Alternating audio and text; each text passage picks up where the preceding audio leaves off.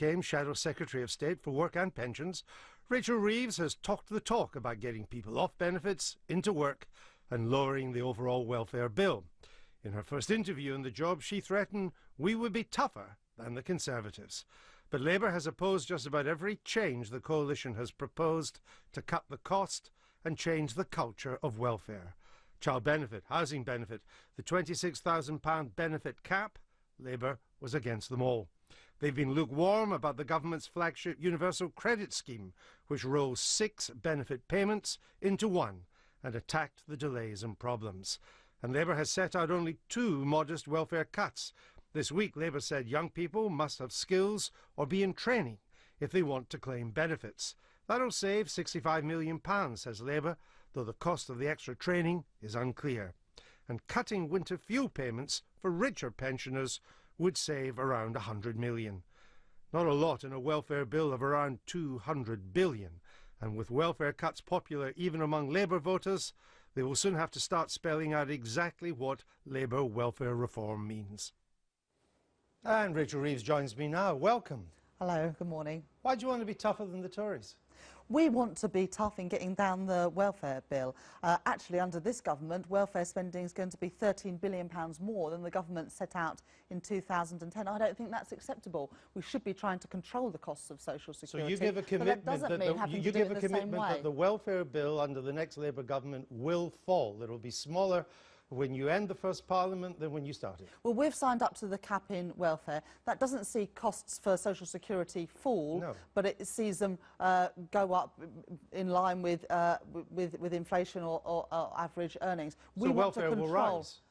Well, we've signed up to the government's cap on social security. But I thought you were going to be tougher than the Tories. We are going to get the costs of social security under control. They haven't managed to achieve that. As I said, the government is spending £13 billion more on social security.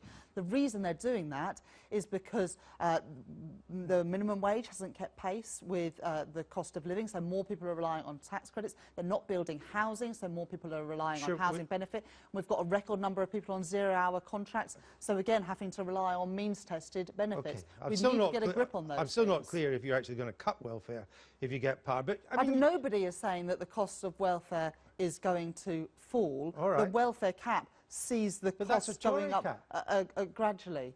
That's a Tory cap. Well, it's the cap that Ed Which Miliband you've accepted. called for. So you're not being tougher than the Tories, you're being the same as the Tories. Well, they haven't managed to achieve. If they had had a welfare cap in this Parliament, they would have breached it in every year of this Parliament. Okay. Because the fact is, social security is going to be higher than the government set out because they failed to get a grip.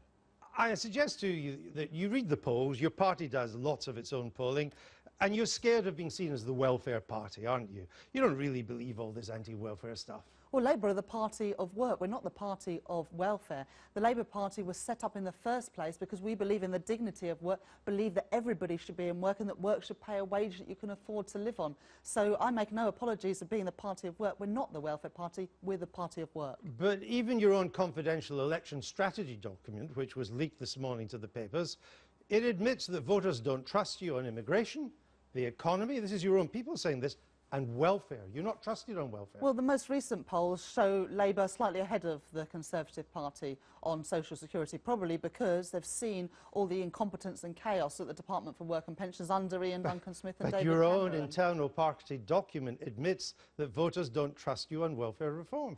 Well, because they don't think you mean it.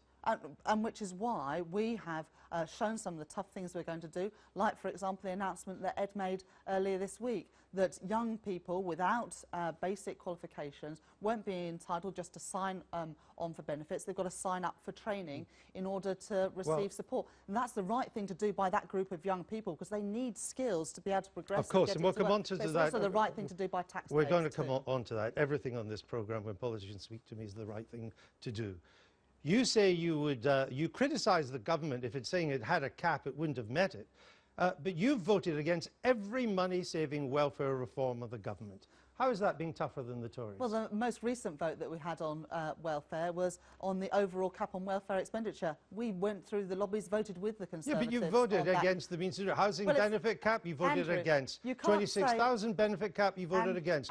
Welfare uprating, you voted against. Child benefit savings, you can't say that we've voted against everything. In the most recent vote we've had in Parliament, we voted with the Conservatives in favour of that cap on social security. So it's just not correct to say that we have voted against all the cuts on social security. You voted. The last time we voted, we walked through the lobby with them. You voted on the principle of the cap. I understand that. We voted on the cap. But you voted against every single step that would allow that cap to be met. Well, every single one. Well, the most recent vote in Parliament was not on the principle of a welfare cap. It was on a cap of social security in the next Parliament, and we signed up for that. In fact, it was Ed who called for that earlier on. Which welfare reform did you vote for?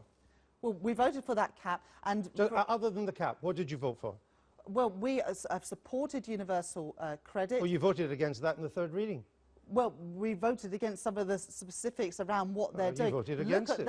Look at their universal credit. You know, they have had to write off already £90 million worth of spending. I'm not on the rights and the wrongs. I'm trying to work out what you voted for at the moment. We'll come on to some of these issues. Well, some of the things, Andrew, we're actually going to go further than the government. So, for example, cutting benefits for young people who don't sign up for training. The government haven't introduced that. For example, saying that the richest pensioners shouldn't get winter fuel allowance. That's something that the government haven't signed up to. So those are two cuts that you would get under Labour that this government haven't signed up for. 100 million on the winter fuel allowance, 65 million pounds on the on youth allowance. Let's say you're right on 165 million. How big is the welfare budget?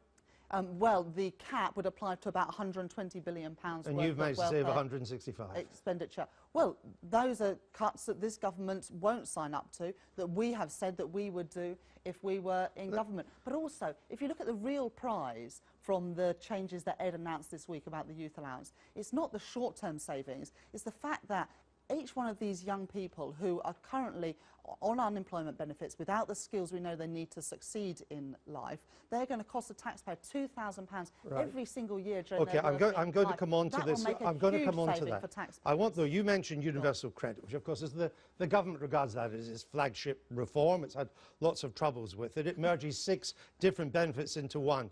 Now, as I said, you voted against it in the third reading. You've given lukewarm support to it in the past. You've not said you would abandon, but now you say you'd pause it. Pause it. You're all over the place, aren't you?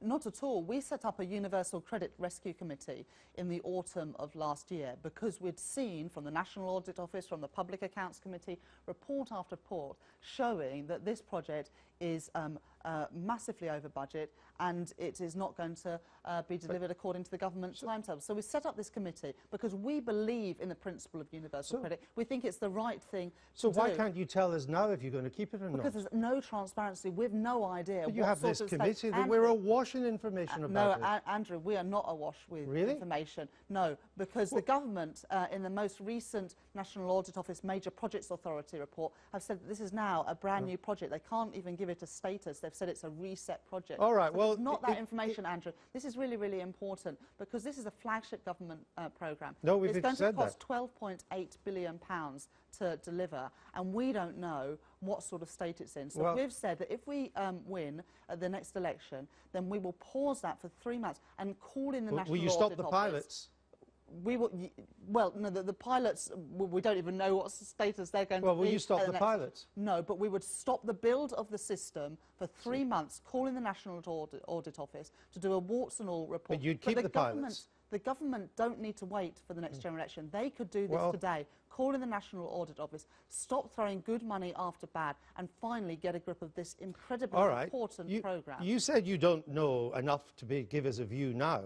So when you were invited to a job centre where universal credit is being rolled out to see how it was working, you refused to go. Why?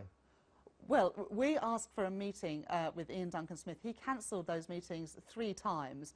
We wanted to sit down. No, I'm talking about the visit that you were offered to go to a job centre and you refused. Why? No, we had an appointment to go and meet Ian Duncan-Smith at the Department for Work and Pensions. He cancelled that, said that he wasn't available, and instead he wanted us to go to the job centre. We wanted to go and talk to him and his officials, which we did last week. Wouldn't it be more useful to go to a job centre and find out how the universal credit is working rather than Ian Duncan-Smith? He's going to tell you it's working fine. fine. Well, we met the project director last week, and that was incredibly useful for us, although it throws up more questions. Why didn't you go to the job centre and find out on the ground? Tomorrow I'm going to the Citizens Advice Bureau in Hammersmith. They don't administer universal credit. No, but they are working with the pilots to help the people who are trying to claim universal credit. We're doing that tomorrow. But Ian Duncan-Smith cancelled 3 meetings with me and my shadow another ministers. issue. I was asking no, it's not, about the job centre. Andrew, it's not another issue, because we were due to go to a meeting with Ian Duncan-Smith All right, that day. you said that. He said he wasn't available, and he fobbed us off with this visit. Let's come on to the announcement this week. You said that jobless youngsters who won't take training would lose their welfare payments. Let's start with the scale of the problem. How many young people are not in work, training or education, the so-called NEETs? There are 140,000 young people who are claiming benefits at the moment, but there are 850,000 young people who are not in work at the moment. But this applies to around 100,000. Yeah, well, actually, people. let me just get the figures right. Yeah. There are actually 975,000 16 to 24-year-olds who are not in work, training or education. 975. Your proposal applies to only 100,000 of them. Right. Why? This is about 18 to 21-year-olds who don't have the basic levels of skills that they need to get on. These are young people who are signing on. They're signing on for benefits rather than signing up for training. We want to ensure that all young people... Why only 100,000? Because they're the ones who are currently getting job seekers allowance. What we're saying to those young people is you can't just sign on for benefits. You have to sign up for training if you're going to get financial support. But there are 975,000 people that need help. Now, can I just point out that the number, I'll get you to respond to this, the number of NEETs, these not in work, training or education, fell by 118,000 in the last year. That's more, a fall of more than you're planning to help. Well, long-term youth unemployment is higher than when this government came to office. So we know that this is a huge problem. It's an entrenched problem that we need to address. But youth unemployment is now falling by its fastest rate in 14 years. But this issue about this entrenched group of young people, we saw in another report this morning from the TUC, young people who haven't got skills and aren't in training, we know are much less likely to get a job. So there are 140,000 18 to 21-year-olds signing on for benefits at the moment, but 70% of them don't have the basic levels of skills that we know they need to succeed. So this is about trying to address that problem, to ensure that all young people have the skills they need to get a job. Well, you and that's say what this policy is all about. Your policy is to take away the dole, or part of the dole, unless young unemployed people agree to study for level 3 qualifications. It's the equivalent of an AS level or an NVQ. But 40% of these people have the literary skills of a 9-year-old. 75% of them don't even have a bad GCSE in maths. After all that failed education, how are you going to train them up to A-level standard? No, what we're saying is that anybody who doesn't have that A-level or equivalent vocational qualification will be required to go back to college. Now, we're not saying that they have to, within a year, get up to that level, but these are exactly the sorts of people with the poor levels of literacy. These people need to be taught to read and write. They've been failed by your education system. Well, no, Andrew, these people are, for the last 4 years, have been educated under a Conservative most of them were 18 to government. 21-year-olds. Most of them had most of their education under a Labour government, during which 300,000 people left with no GCEs whatsoever. These are the people you're now having to deal with. I don't understand how a year's training can do what 11 years in school didn't. Andrew, well, let's be clear. We're not saying that within a year everybody's going to get up to a level 3 qualification. But if you are one of these people who enters the labour market aged 18 with the reading skills of a 9-year-old, those are exactly the sorts of people who shouldn't just be left languishing on unemployment benefits. I understand they need that. desperately to go back to college to try and get the skills. I went to a college in Hackney a few weeks ago, and there was this dyslexic lad, and he was studying painting and decorating. And at school, the teachers just assumed that, you know, he was just a bit of a troublemaker. The school system failed him. He didn't want to learn. He went back to college because he wanted to get the skills. And he said he used to carry the newspaper under his arm every day, but he couldn't read it. And it wasn't until he went back to college that he can now proudly pick up that newspaper and read it. It made a huge difference. But too many young people are let down by the system. They're allowed to continue on benefits rather than getting the training they need to succeed. Well, I'm just wondering how the training is actually going to make up for an education system that failed them. But let's move on to your leader, who's very much in the news these days. Look at this graph of Ed Miliband's popularity. This is the net satisfaction with them. It's dreadful, isn't it? the trend is in continuous decline since he became leader of the Labour Party. Why? Well, what you've seen since Ed became leader of the Labour Party is another 2,300 Labour councillors. You saw in the local elections just a month or so ago that if there had been a general election... Why is his satisfaction rate falling? Andrew, we can look at polls or we can look at actual election results. And the fact that we have got another 2,000 Labour councillors, more people voting Labour, the opinion polls today show that if there was a general election today, we'd have a majority of more than 40. Ed must be doing something right. I think he's doing a lot right. If he's doing because something, we're winning back those supporters who abandoned us in 2010. Why do almost 50% of voters want to replace him as leader?